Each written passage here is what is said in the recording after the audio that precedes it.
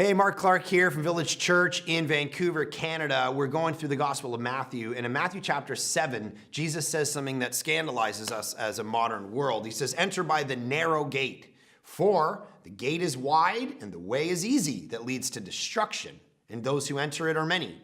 For the gate is narrow and the way is hard that leads to life, and those who find it are few." What he's saying is it's basically the concept of exclusivity, and we don't like it as a culture. We like to say, as many popular thinkers and teachers and writers and TV stars say, every way leads to God. You're of one religion, you're of another religion, it all leads to the same place. Jesus comes out and he says, no, actually, the only way to God is through me, which is really scandalous and really offensive to a lot of people. But sometimes we have to let that scandal kind of shake us up and offend us a bit, because that's really the only way to find truth. Sometimes things that don't sound good to us or easy to us are still the right thing to do. Sometimes, for instance, firing someone at work, it might not feel good, but it's the right thing to do. And so oftentimes in our life, we have to chase down things that sometimes don't feel good. And here's Jesus saying, I'm the only way. And if you watch that movie, Ricky Bobby, he's on the track and he's on fire.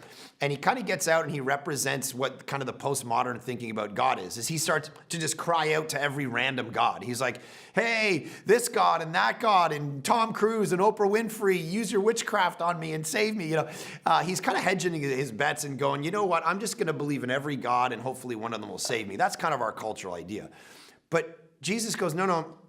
If I'm God and I came and I died and I eliminated the sacrificial system and I rose again, then I'm literally the only way. I'm such a narrow gate. Every other gate leads to destruction, which is the majority of the world. But there's a very narrow gate, the person and the work of Jesus, that leads you to life. And so what you have to ask is, this thing that Jesus did, this person he claimed to be, what am I going to do with it? C.S. Lewis said there's one of three things you can do with Jesus. You can either call him a liar, meaning he just lied to billions of people throughout history and said, hey, I'm God, and the only way to God is through me. You can call him a lunatic and just say he was completely off the map, deranged, and he just said crazy stuff. Or you can call him Lord.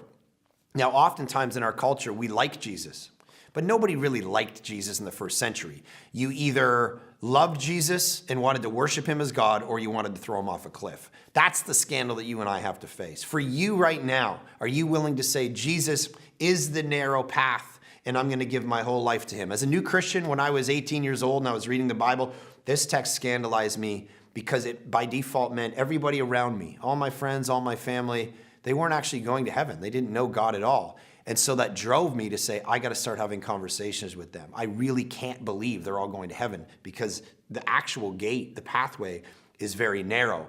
I'm not walking it perfectly, but Jesus did for me. Let that challenge you.